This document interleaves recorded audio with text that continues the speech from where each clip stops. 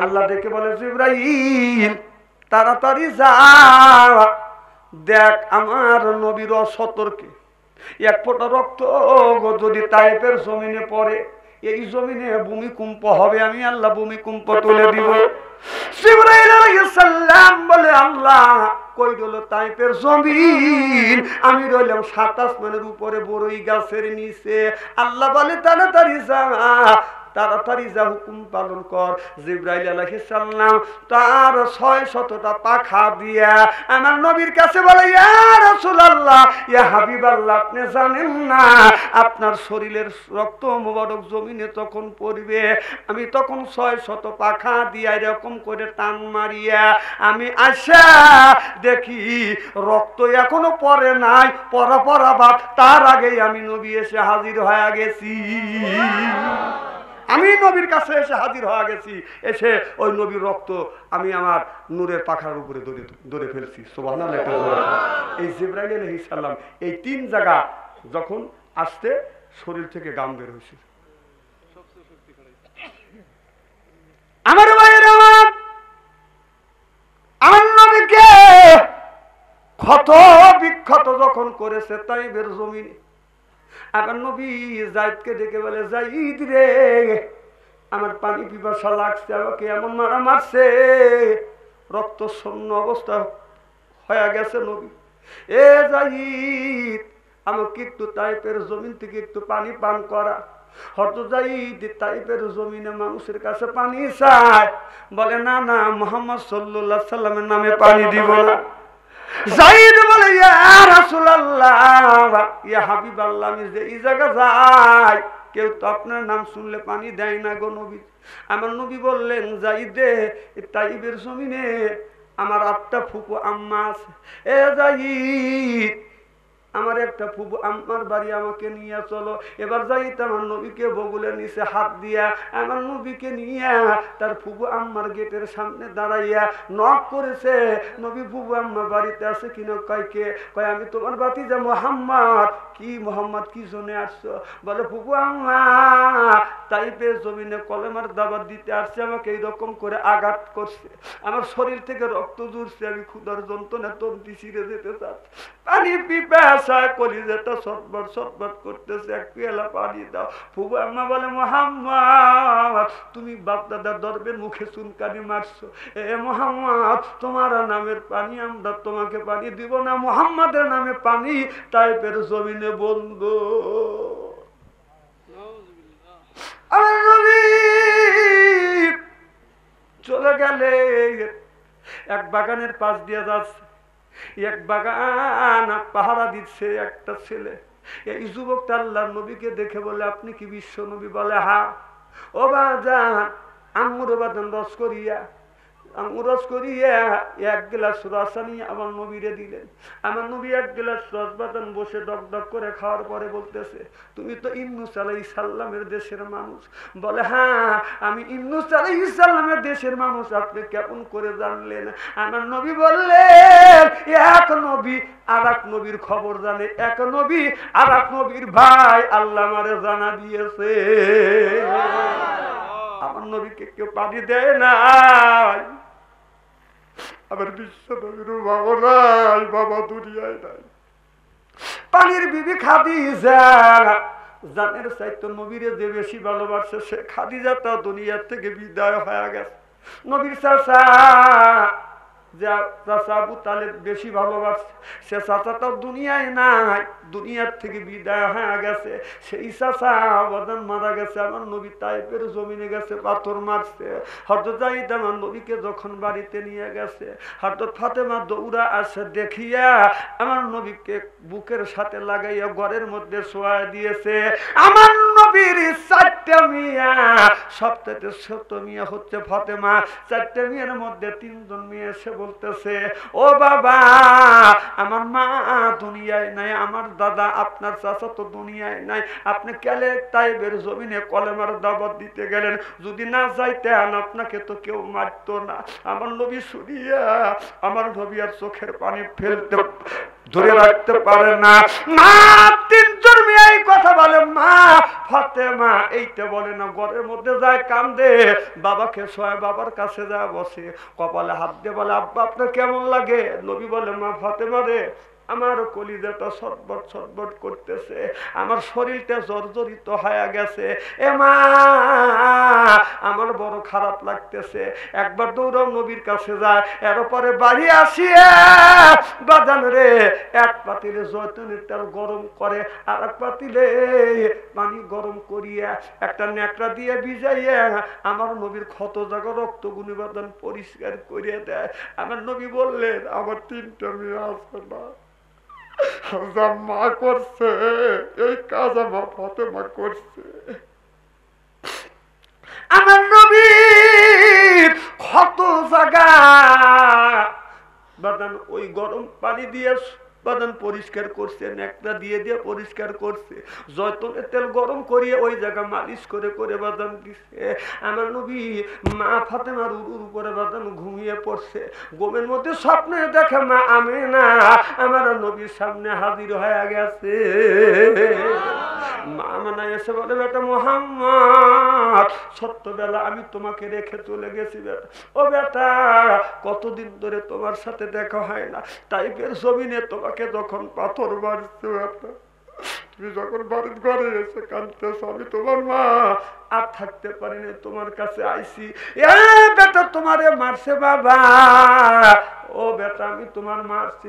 আমার নবী হাত পারে জড়া ধরে কান্দে, হাত পারে ধরে বলে মারে তোমাকে আর আমি যাইতে দিব না মা, এই যে তোমার হাত ধরছি আর তোমাকে যাইতে দিব না মা, সত্যবেলা তুমি আমাকে রাখিয়া তুমি কোথায় চলে গেছো, আবার অনেকদিন পরে আসছো, আমি তোমাকে যাইতে দিব না। স্বপ্নের মধ্যে হাত ধরছে, এই হাত মামেনার ধরে নাই, আমার নবী হযরত ফাতেমার হাত ধরছে। সুরকম সুবহানাল্লাহ। মা ফাতেমা অমনি নবীর কপালে একটা চুমন দিছে, অমনি আমার নবীর ঘুম ভেঙে গেছে। নবী ঘুম থেকে জেগে দেখে মা আমেনা নাই, আমার নবী কাঁদতেছে। মা ফাতেমা দেখে বলে বাবা আপনি কেন কাঁদেন? বলে মা ফাতেমা তুমি যখন আমার গায়ে রক্তগুলো মা গরম পানি দিয়ে ন্যাকড়া ভিজাইয়া রক্তগুলো পরিষ্কার করে জয়তুনের তেল আমার ক্ষত জায়গা যখন তুমি লাগিয়ে দিচ্ছ, আমি আরাম পাইছি মা, আমি তোমার উলুর উপরে ঘুমিয়ে পড়ছি। আমার মা আমেনা স্বপ্নের মধ্যে আমার সাথে দেখা করতে আসছে, আমার কপালে চুমো দিছে, আমার এই কষ্ট দেখে আমার মা আফসোস করেছে, আমার মা আফসোস করেছে মা, আমি হাত পারে ধরছি মা, আমি ঘুম থেকে জেগে দেখি মা তুমি, আমি আমার মা আমেনার হাত ধরিনি, আমি তোমার হাত ধর, আজকে থেকে তুমি আমার মেয়ে না, আজকে থেকে হলো তুমি আমার মা।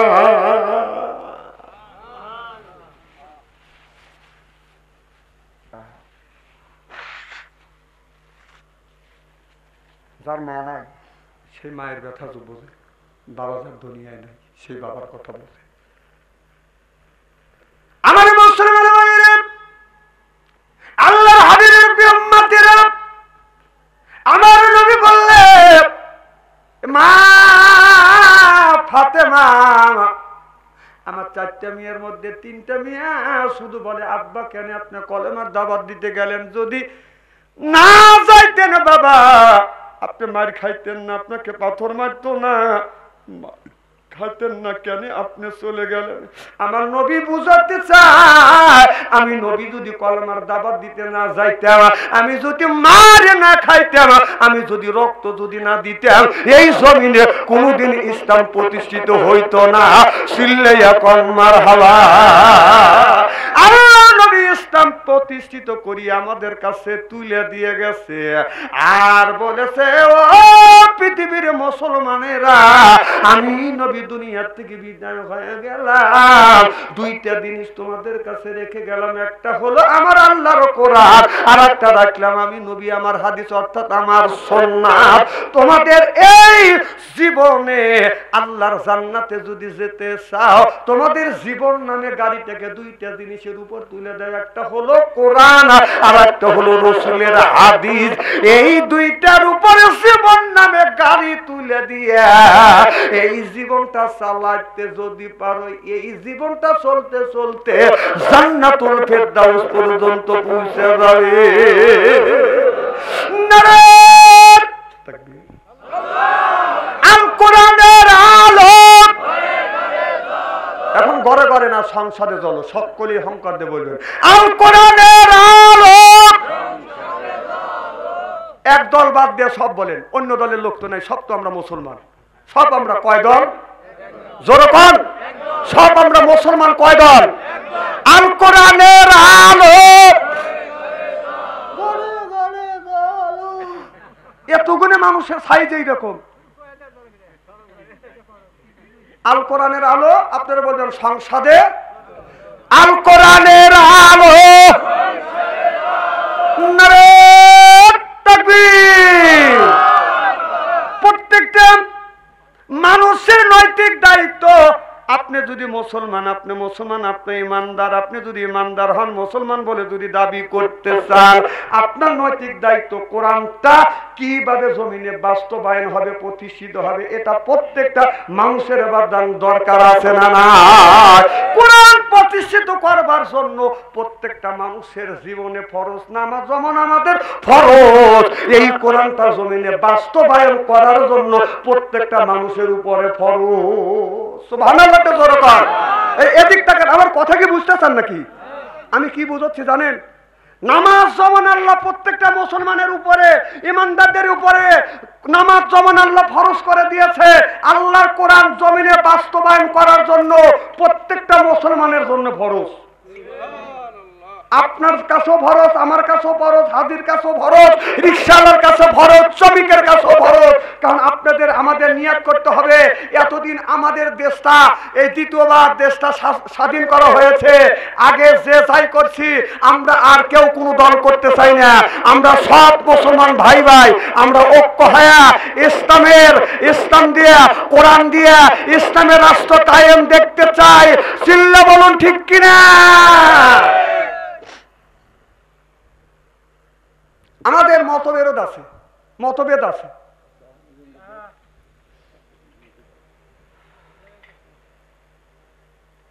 খুব খারাপ লাগতেছে নাকি? আমি কোরআন হাদিসের বাইরে কোনো কথা বলতেছি। আল্লাহ জমিনে যদি কোরআনের রাজ কায়েম করতে চান, প্রত্যেকটা মানুষের নৈতিক দায়িত্ব আছে না নাই? আছে। আমাদের মতভেদ আছে, মত পার্থক্য আছে, থাকাই স্বাভাবিক। এদিক তাকান, এমন সময় চা দিতেছেন পাবলিকে, আমার কথাগুলি মগজের মধ্যে ঢুকবি নি। না না বলবো তো, এখন আমি যে কথা, যার কাছে চা যাচ্ছে, আমি যে কথা বলছি ওনার কানে যাবে না, ওনার পাশে 2-3 জন থাকবে তার কানেও যাবে না। কারণ চার দিকে রোগ বাঙালির। কারণ এই বাঙালি এক কাপ চার জন্য যে সমস্ত মানুষকে ক্ষমাতে দিয়ে আজ দেশটাকে সারা সর্বনাশ করছি, এই চা। এই সময়কে চা দরকার হয় না। আমি একটু বেকা দিয়ে পড়ছি, একটা কাপ চাইলাম, আপনারা বেবাকে দিতেছেন। এখন আমি যদি নিষেধ করি, সব মানুষ বলবেন যে এত হুজুর মরে, বাচ্চা অন্তরে মরে না কে, আমার চা খাবে দিল না। আপনি তো খাইতেছেন, আপনি তো ভালোই লাগতেছে, আপনার পাশে যে 2-3 জন আছে তারা মুখ চুটকাইতেছে, আপনি জানেন ওটা, আমি দেখতেছি। আল্লাহুম্মা সাল্লি আলা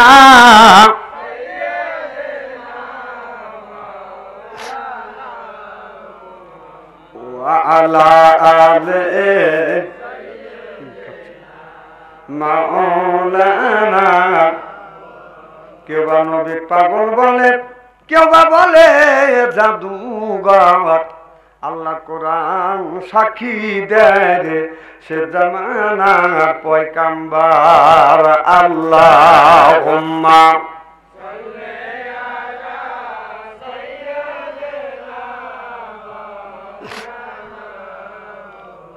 ওয়া আলা আলি সাইয়্যিদিনা। আমি বলতেছিলাম ভাইরা, ভালো করে লক্ষ্য করে শুনুন, মতভেদ থাকাই স্বাভাবিক, আছে, থাকবে। সাহাবীদের ভিতরে মতভেদ ছিল, এখন আছে না নাই? খালি সাহাবীদের মধ্যে ছিল, আমাদের মধ্যে থাকাই স্বাভাবিক। কেউ আমরা মিলাদ পড়ি, কেউ পড়ি না, কেউ আমরা তাবলীগ করি, কেউ তাবলীগ করি না, কেউ পীর মুরিদি করি, কেউ করি না। আমাদের লক্ষ্য হলো একটা, কোরআন এই জমিনের মধ্যে প্রতিষ্ঠিত হবে। হওয়ার জন্য সব মুসলমান, সব পীর সাহেব, সমস্ত আপনার ইসলামী দল আমরা ঐক্য হয়ে গেছি। আর যাদের মধ্যে একটু মতবিরোধ আছে, আমি পায়ে ধরে অনুরোধ করব, আমাদের মতবিরোধ থাকাই স্বাভাবিক। আমরা ইসলামের রাজ কায়েমের জন্য আমরাই সবাই ঐক্যবদ্ধ আছি না? কারা কারা আছে এটা হাত তুলে দেখান তো দেখি। নারায়ে তাকবীর, নারায়ে তাকবীর, হাত নামান। আচ্ছা, দুই একজন যে হাত তুললো না, তাহলে বোঝা যাবে ওটা কি আবু জেহেলের অনুসারী? এনে অলসতার জায়গা, ওখানে আমরা বুঝি না, আমরা সব বুঝি। কেউ মিলাদ পড়ে, যারা মিলাদ পড়তেছে তাদের পড়তে দেন, এটা মতবিরোধ থাকাই স্বাভাবিক। কিয়াম যারা করতেছে তাদের করতে দেন। যারা আপনার নিজের খায়া নিজের পড়িয়ে মানুষের হাত ধরে ধরে দিনের দাওয়াত দিচ্ছে, এটাও তো ইসলামের একটা কাজ। কারণ আপনার তাবলীগের কথা আল্লাহ, দাওয়াতের কথা আল্লাহ কোরআন কারিমের মধ্যে বলেছে, বাল্লিক হে নবী আপনি তাবলীগ করেন। সুবহানাল্লাহ বললেন না?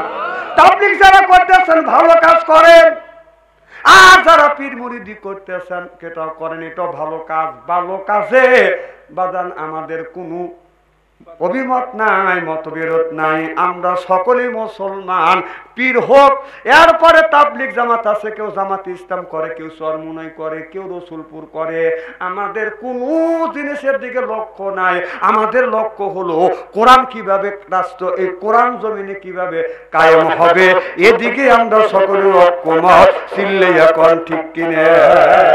আমি সকলের পায়ের নিচে হাত থেকে বলবো, যে তাবলীগ করতেছেন করেন, ভালো কাজ। যে পীর মুরিদি করতেছেন করেন, এটাও ভালো কাজ। যে কিয়াম করেন সেও ভালো কাজ, যে কিয়াম করেন না সেও ভালো করে। কারণ সমস্ত এর মধ্যে মতবিরোধ আছে না নাই? অতএব কোরআনের কে যে জামাত ইসলাম করেন করেন, অসুবিধা নাই। কিন্তু আমরা কোরআনের রাষ্ট্র কায়েমের জন্য, কোরআনকে প্রতিষ্ঠিত করবার জন্য দল বল নির্বিশেষে সব ওলামা ঐক্যবদ্ধ হয়ে গেছে। আমরা সব ওলামার সাথে থাকবো কি থাকবো না? আল্লাহর জমিনে, এই জমিনে এই দুই চোখ দিয়ে রাষ্ট্র কিভাবে যেন কোরআন দিয়ে রাষ্ট্র পরিচালনা হয়, এটা আমরা দেখবো ইনশাআল্লাহ। কোরআন দিয়ে যদি রাষ্ট্র প্রতিষ্ঠিত হয়, এই সন্ত্রাসী, এই চাঁদাবাদী থাকবে না। কোরআন দিয়ে রাষ্ট্র কায়েম হলে, কোরআনের রাজ যদি কায়েম হয়, ইসলাম যদি প্রতিষ্ঠিত হয়, সর্বপ্রথম কিছু লোকের সমস্যা হবে। সেই লোকের হলো যারা নামাজ পড়ে না, তাদের বাধ্যতামূলক নামাজ পড়া লাগবে। আমার কথা বোঝে কি বোঝেন না? বাধ্যতামূলক নামাজ পড়া লাগবে। যারা নামাজ পড়ে না তারা একটু মতবিরোধ মুখ দিয়ে বলবে না, কিন্তু ফাঁকে যা মানুষকে বলবে না। ও নিজে নিজে বলবে যে ইসলাম জানে প্রতিষ্ঠিত না হয়, ইসলামের দলে আমি ভোট দেবো না, কারণ ভোট দিলেই আর নামাজ পড়া লাগবে। এরা হলে ইসলামের শত্রু হয়ে থাকবে। ইসলাম প্রতিষ্ঠিত হোক, সেই পক্ষে ভোট ওরা দিতে যাবে না। আল্লাহ বলে ওয়াজা আল্লাহ লিল মুত্তাকিনা ইমামা। সুবহানাল্লাহ বললেন না? এই যে লোকটার ভিতরে এতটুক ইমাম আছে, ইমান আছে, আপনারা রাষ্ট্র ইমাম, এটা কোরআনের কথা না কার কথা? কোরআনের কথা। আল্লাহ বলে ওয়াজা আল্লাহ, আয় আল্লাহ লিল মুত্তাকিনা ইমামা।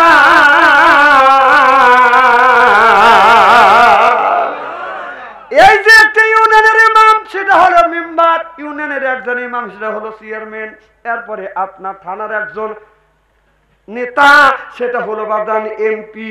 এরপরে দেশের একটা নেতা, সে হলো প্রধানমন্ত্রী। যদি ইসলামের রাজ কায়েম হয়, 2 নম্বর বলবে আপনার যাকাত দিতে হবে। যাকাত দিতে হবে। গরিব মানুষ খুশি, ধনী যারা আছে তারা বেজার হবে। আমাদের কাছে থেকে লক্ষ লক্ষ টাকা যাকাত নিয়ে গরিবের দিবে, কথা কয় না? এদের অসুবিধা হবে, এই দুই শ্রেণী মানুষের অসুবিধা হবে, আমি দুই চোখে দেখতেছি। এই জন্য যারা সর্বপ্রথম আপনার ইসলাম কবুল করেছে তারা ছিল গরিব। সুবহানাল্লাহ, একটু জোরে কর। বাংলাদেশে এখনো গরিব মানুষ থাকবে না, যাদের কোটি কোটি হাজার হাজার কোটি টাকা আছে, তাদের কাছ থেকে যদি আপনার ইসলামী রাষ্ট্র যদি কায়েম হয়, তাদের কাছ থেকে আপনার ওই যাকাত তুলে গরিবের দিলে, এক গরিবের দিলে এমন ভাবে যাকাত দেওয়া হবে, পরের বছর যেন ওই গরিবই যেন আবার যাকাত দিতে পারে। সুবহানাল্লাহ, একটু জোরে কর। এইভাবে যদি 10 বছর এই দেশে যদি কাজ করা হয়, এই 10 বছরের মধ্যে বাংলাদেশে গরিব মানুষরা পাবে না, এই বাংলাদেশ একটা জান্নাতের টুকরো হয়ে যাবে। সুবহানাল্লাহ, একটু জোরে কর। তো যা হোক, রাত 12টা বাজে গেছে। না না, সকালবেলা ফজরের নামাজ আছে, গরমের দিন। না না, ভয় নেই, আমি কি ভয় খাওয়া ওয়াজ করছি নাকি? আমি কোরআনের বাইরে কথা বলছি, প্রত্যেকটা কথা কোরআন হাদিস দিয়ে ব্যাখ্যা করে বিশ্লেষণ করে বাস্তবের সাথে মিল করে আপনার চোখে আঙ্গুল দিয়ে দেখা দিছি। আরো করা লাগবে?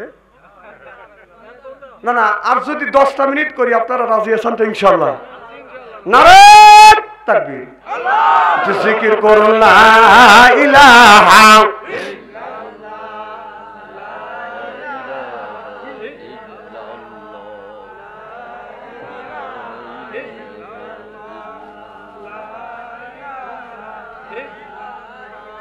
লা ইলাহা ইল্লাল্লাহু মুহাম্মাদুর রাসূলুল্লাহ সাল্লাল্লাহু আলাইহি ওয়াসাল্লাম। আমার মুসলমান ভাইরা, আল্লাহর হাবিবের প্রিয় উম্মতেরা ভালো করে লক্ষ্য করুন। আমার নবী মসজিদে বসে আছে, এমন সময় জিবরাইল আলাইহিস সালাম হাজির হয়ে গেলেন। মুহাম্মদ হাই গিবনা গুপ্তা, তানা গুপ্তা জিবরাইল হাই গিবনা গুপ্তা, তানা গুপ্তা রব্বুল জলিল। জিবরাইল আলাইহিস সালাম হাজির হয়ে গেলেন আমার নবীর কাছে, এসে বললেন, নবী গো, আপনি বসে আছেন। ও গো নবীজি, এই মুহূর্তে আল্লাহ একটা খবর দিছে। কি খবর? জিবরাইল আলাইহিস সালাম বলেন, এই মুহূর্তে খবর পাইলাম আপনার দুই নাতি কলিজার টুকরা হাসান হুসাইনের মৃত্যুর আলামত। আমার নবী দুই নাতিকে ভালোবাসতেন। নবী বলে, জিবরাইল, আমার দুইটা নাতির মৃত্যু কেমন করে হবে আমাকে একটু বুঝাও। জিবরাইল আলাইহিস সালাম বলে, ইয়া রাসূলুল্লাহ, ইয়া হাবিবাল্লাহ, ও নবীজি, আপনার এক নাতি হযরত হাসান রাদিয়াল্লাহু তাআলা আনহুর মৃত্যু হবে বিষ খাইয়া, জহর খাইয়া। আর আপনার ছোট নাতি হুসাইন রাদিয়াল্লাহু তাআলা আনহুর মৃত্যু হবে দাস্তান শহীদ কারবালায় তরবারির নিচে। আমার নবী কথা শুনিয়া চোখের পানি মুছা দিয়া নবী আমার মসজিদ থেকে বাড়িতে গেলেন। হাসান হোসেনকে ডাক দিলেন, হাসান রে হুসাইন, তাড়াতাড়ি আয়। দুই নাতি বাদান দৌড়ে আসতে না আমার নবীর কাছে এসে হাজির হলেন। আমার নবী হযরত হাসানকে কোলে নিলেন, চুমো দিলেন। হোসেনকে কোলে নিয়ে আর নবী ছাইড়ে দেয় না, বুকের সাথে লাগাইছে। জিবরাইল আলাইহিস সালাম বলেছে, হাসান মরবে বিষ পানে, হোসেন মরিবে দাস্তান শহীদ কারবালায় তরবারির নিচে, তার গলা কেটে নিবে। এই জন্য রাসূল ধরে ধরে বাদান সব জায়গায় অঙ্গে অঙ্গে চুমো দিচ্ছে, সমস্ত অঙ্গে চুমো দিচ্ছে আর বলছে, আল্লাহুম্মা হুসাইনা সাবরা ওয়াসিকাল্লাযি নাসিয়ান ওয়াসিকাল্লাযি ওলিয়ান ওয়াসিকাল্লাযি শাহীদান আল্লাহুম্মা হুসাইনা সাবরা। এই বলে বলে নবী বাদান চুমো দিছে। আল্লাহ বলে, জিবরাইল, তাড়াতাড়ি যা, আমার বন্ধুকে বল অঙ্গে শরীরের সব অঙ্গে চুমো দিবে, কিন্তু গর্দানির পিছনে গর্দানে যেন নবী চুমো না দেয়। চিল্লে এখন মারহাবা। জিবরাইল হাজির হয়ে গেলেন আর বললেন, নবী গো, ও নবীজি, ইয়া রাসূলুল্লাহ, ইয়া হাবিবাল্লাহ, ও নবীজি, সব জায়গা চুমন দেন, গর্দানের পিছনে আপনি চুমন দিয়েন না। কি রে জিবরাইল, আল্লাহ নিষেধ করছে, নবীর তো বোঝা আর বাদ রইল না। যেই জায়গায় আমার সুমন লাগবে ওই জায়গায় ইজিদ বাদাম তরবারি নিক্ষেপ করতে পারবে না আমার নবী। এই জন্য নবীকে আল্লাহ বললে বন্ধু সব জায়গায় সুমন দেন, গর্দানের পিছনে সুমন দেয় নাই, নবী সুমন দেয় নাই। হযরত হুসাইনের যদি গর্দানে তীর মারতে যদি হয়, গলা যদি কাটতে হয়, কিতাবের মধ্যে লেখছে হুসাইন জমিনের মধ্যে যখন পড়ে গেছে, হুসাইনকে জমিনের মধ্যে উপর করে শোয়াইয়া হযরত হুসাইনকে শিরশ্ছেদ করছে, দুনিয়া থেকে বিদায় করে দিচ্ছে। কারণ আমার নবী যেই জায়গা সুমন দিছে ও তরবারি, ওই জায়গা তো তরবারি দিয়ে গলা কাটা দূরের কথা, পশম পর্যন্ত কাটবে না। জোরে কোন সুবহানাল্লাহ। হুসাইনকে যখন হত্যা করা হয়েছে, পিছন থেকে উপর করে শোয়াইয়া গর্দানে ছুরি চালা তার গলাটা কেটে ফেলছে। আমার ভাইরা, হুসাইন এত জ্ঞানী, এত ভালো। আমার নবী হুসাইনকে বেঁচেছে। আমার নবী খুতবা দিচ্ছে, মসজিদে শত শত সাহাবী বাদান বসে আছে, হুসাইন পিছন থেকে নবীর দিকে বাদান এরকম করে সাহাবীদেরকে দুই হাত দিয়ে ফাড়ি দিয়ে আসতেছে। এমন সময় হযরত ওমর আলীকে ডেকে বলে, আলী রে, তোমার বেটা দেখো কিভাবে যায়। আমার নবী ওয়াজ করতেছে, আমার নবী খুতবা দিচ্ছে, ওয়াজ করতেছে, আর তোমার সন্তান হুসাইন কিভাবে মানুষকে ফাড়ি দিয়ে যাচ্ছে। আজকে তোমার ছেলে না হইয়া আমার ছেলে আব্দুল্লাহ যদি হইতো তাহলে ওকে আমি এখানে থামিয়ে দিতাম। হযরত আলী ওমরের মুখের দিকে তাকা দেখে, ওমরের মুখ লাল, চোখ বড় বড়। কথা বুঝতেছেন না? আমার নবী ওয়াজ করতেছে, ওই জায়গা কি কেউ বেয়াদবি করার সাহস পাবে? হুসাইন জোরে জোরে যাচ্ছে, আলী হযরতে ওমরের কথা শুনিয়ে এরকম করে জরা ধরছে। ও নানা বলে যখন ডাক দিবে, আলী এইরকম করে মুখটা ঠাইসে ধরছে, এমন জোরে ঠাইসে ধরছে, ঠোঁটটা বাদাম দাঁতের মধ্যে ঢুকে গেছে, দাঁত ঢুকে গেছে, কেটে গেছে। হযরত আলীর হাত ছোঁয়া ছোঁয়া রক্ত পড়তেছে। আমার নবী দেখে বলে, আলী রে, ছাড়িয়ে দাও, আমার নাতিকে আমার কাছে আসতে দাও।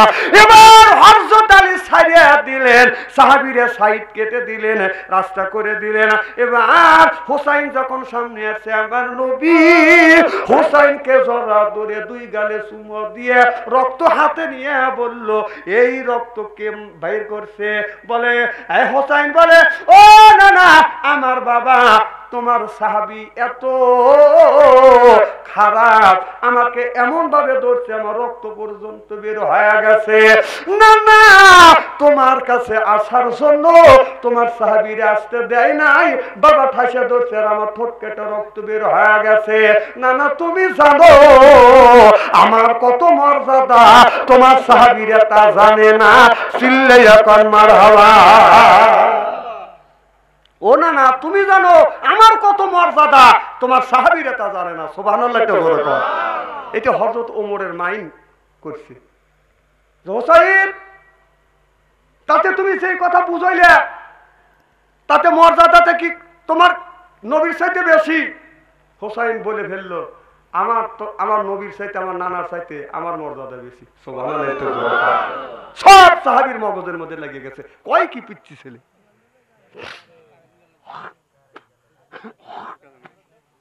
লা ইলাহা। আমার সাহাবীদেরকে তুমি শুনো। সুবহানাল্লাহ।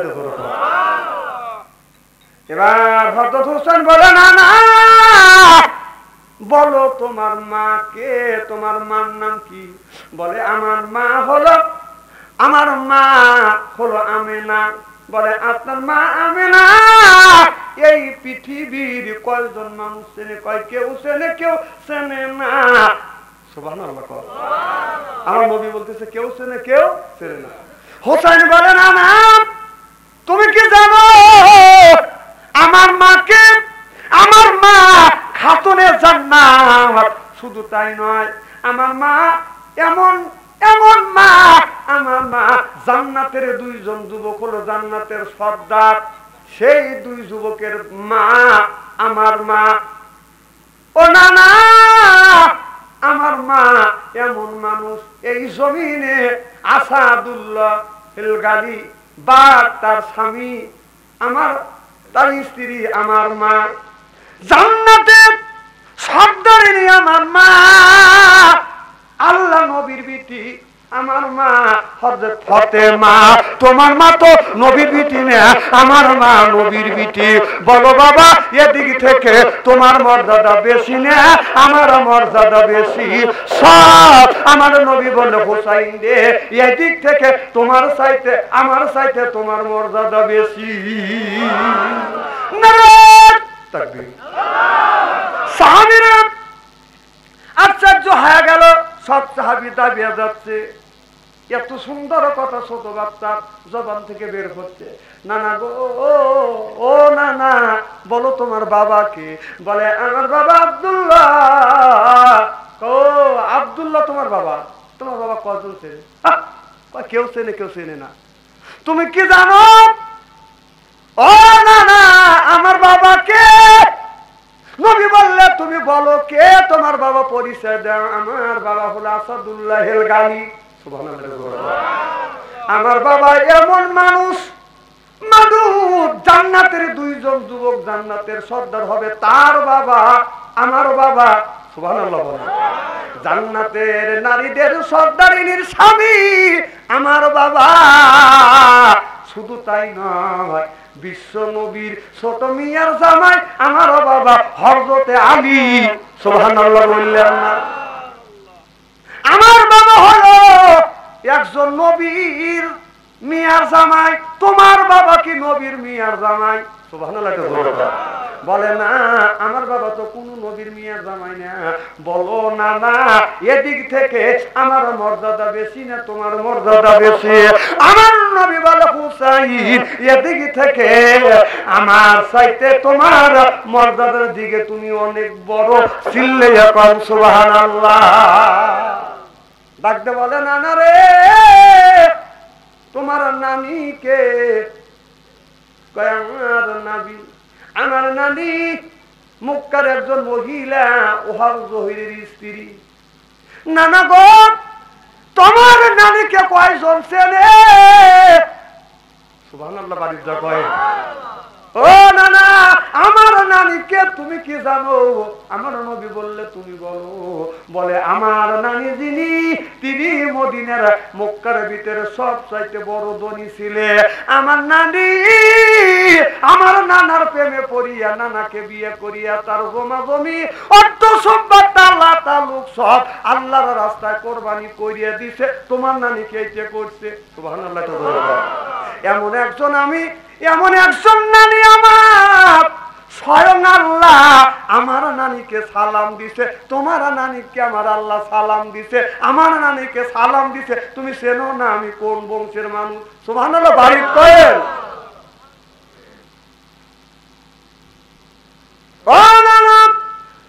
মহিলাদের ভিতরে সর্বপ্রথম আমার নানি আমার নানার কাছ থেকে ইসলাম কবুল করেছে। নানা আমার নানির নাম হলো হযরতে খাদিজাতুল কুবরা। চিল্লাইয়া কোন সুবহানাল্লাহ। বলো নানা, নানির দিক থেকে আমার মর্যাদা বেশি না তোমার মর্যাদা বেশি? আমার নবী বলে হুসাইন, নানির দিক থেকে আমার চাইতে তোমার দিকে অনেক অনেক গুণ মর্যাদা বেশি। নানা এবার শেষ প্রশ্ন, বলো বলো তোমার নানাকে। আমার নানা হলো ওহাব জহুরি। কয় ওহাব জহুরি তোমার নানা? কয় হে, ওহাব জহুরি আমার নানা। নানা তুমি জানো আমার নানাকে? কয় কে, একটু বলো তো আমি শুনি। খালি আমি শুনবো না, আমার সাহাবীরা শুনলো। সুবহানাল্লাহ। সাহাবীরা মন হয় একবার পাথর হয়ে গেছে। সুবহানাল্লাহ বললেন না? ও নানা, আমার নানাকে তুমি কি চেনো? তুমি বলতে থাকো। ভাই আমার নানা যিনি, তিনি নাতি, আমার নানার নাতি, দুইজন জান্নাতের যুবকদের সর্দার। সুবহানাল্লাহ। সেই হলো আমার নানা। জান্নাতের নারীদের সর্দারিনী তার বাবা। আমার নানা আসাদুল্লাহ গালি, তার শ্বশুর আমার নানা। আমার নানা এমন একজন ব্যক্তি, আমার নানা তার একটা উম্মতকে জান্নাতে না নিলে আমার নানা জান্নাতে যাবে না। আমার নানা হলো আখিরি জামানার পয়গম্বর মুহাম্মদ রাসূলুল্লাহ সাল্লাল্লাহু আলাইহি ওয়াসাল্লাম। ও নানা, আপনি হলেন আমার নানা। এই বলে চুমা দিলেন। চিল্লাইয়া কোন সুবহানাল্লাহ। বলো নানা, নানার দিক থেকে তোমার মর্যাদা বেশি না আমার মর্যাদা বেশি? আমার নবী বলে হুসাইন, নানার দিক থেকে আমার চাইতে তোমার মর্যাদা অনেক অনেক অনেক গুণ বেশি। হযরত ওমর দৌড়ে এসে হুসাইনের গালে ধরে চুমো দেয়, কপালে চুমো দেয়। আলীকে যা বলে, আলী রে তোমার জীবন ধন্য, এত বুদ্ধিমান সন্তান আল্লাহ তোমার ঘরে দিছে। সুবহানাল্লাহ বললেন না? যাও, আর কষ্ট দেবো না, গভীর রাত হয়ে গেছে, 12:30টার কাছাকাছি। আল্লাহ যদি বাঁচা রাখে, যদি কোনোদিন আসি, বাকি কথাগুলি পরিবেশন করা হবে ইনশাআল্লাহ। তো আমি যে কথাগুলি বললাম, কোরআন প্রতিষ্ঠিত করতে হবে। কোরআন যদি প্রতিষ্ঠিত হয়, প্রত্যেকটা মানুষের নৈতিক দায়িত্ব ইসলামের রাজ কায়েমের জন্য, ইসলাম কোরআন প্রতিষ্ঠিত হোক, এটা প্রত্যেকটা মানুষের উপরে নৈতিক দায়িত্ব কে দিয়েছে? আল্লাহ। কি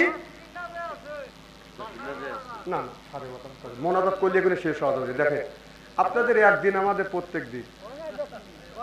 না না, আমরা তো সিজনিল বক্তা না যে খালি সিজনে 2-3 মাস ওয়াজ করবো। আমাদের 12 মাসই করা লাগে।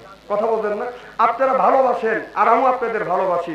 আর খাস করে আমার ভাই বন্ধুগণ মাওলানা জামালউদ্দিন মাহমুদী সাহেব, এর সাথে আমার এতই সম্পর্ক, মনে করেন যে মনে হয় যে আমার এক ভাই। ভাই যখন মোবাইল করে তখন টাকা চিন্তা করি না, বলিও না। ভাই বলে আসে আপনারা ভালোবাসেন, ভাই বলেন ভাই ভালোবাসে, আমি আপনাদের ভালোবাসি। ভাই বলে আমি আসি আপনাদের কাছে, এসে দুটো কথা বলি। আমি আপনাদের কাছে টাকার জন্য আসি না, টাকার জন্য আসি না। 20-30 হাজার টাকা আমার চাওয়া লাগে না, এমনি দেয়। আপনারা কয় টাকা দেন? শুধু ভালোবাসার জন্য। কারণ এই টাঙ্গাইল জেলার, এই পশ্চিম টাঙ্গাইলের মানুষ আমাকে এতই ভালোবাসে, ভাইয়ের মতো, সন্তানের মতো, ছেলের মতো, নাতির মতো ভালোবাসে। আর আপনারা ভালোবাসেন দেখে এত গরমের মধ্যে আপনারা বসে আছেন, একটা লোক মাথা লড়ান নাই, একটা লোক রাগ করে উঠে যান নাই। আমি অন্তর থেকে দোয়া করি আল্লাহ যেন জান্নাতে যাননি কেমন শিক্ষা দেয়। জোরকান আমিন। সর্বশেষ একটি কথা বলবো, আমাদের কোনো দল নাই, মতবিরোধ নাই। যে তাবলিগ করতেছ করতে দেন, যে আপনার পীর মুরিদি করতেছ করতে দেন, মিলাদ করতেছ করতে দেন, যে কিয়াম করতেছ করতে দেন। আমাদের কোনো মতবিরোধ নাই। আমাদের একটাই কথা হলো কোরআনের রাজ, কোরআনকে বাস্তবায়ন করব। এই জমিনের মধ্যে এই আপনার বাবা দেশ চালাচ্ছে সেটাও দেখছি, এরপরে চাচা দেশ চালাচ্ছে সেটাও দেখছি, ভাই দেশ চালাচ্ছে সেটাও দেখছি, ভাবি দেশ চালাচ্ছে সেটাও দেখছি, আভা দেশ চালাচ্ছে তাও দেখছি, সব কিছু দেখছি। এখন দেখতে চাই কোরআন দিয়ে কেমন করে রাষ্ট্র পরিচালনা হয়, সেটি আমরা দেখতে চাই ইনশাআল্লাহ। জনগণ ঠিক কিনা?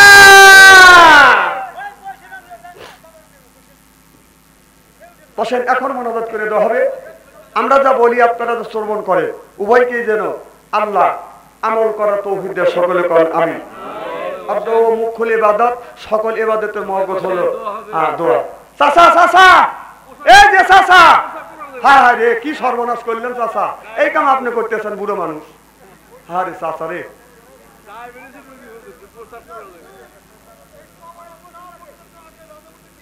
হ্যাঁ দিয়ে দেন, দিয়ে দেন, তারপর একটা দেন। সকলেই পড়েন আস্তাগফিরুল্লাহ, এই ভিতরে দিয়ে দেন আস্তাগফিরুল্লাহ রাব্বি মিন কুল্লি যামবিন।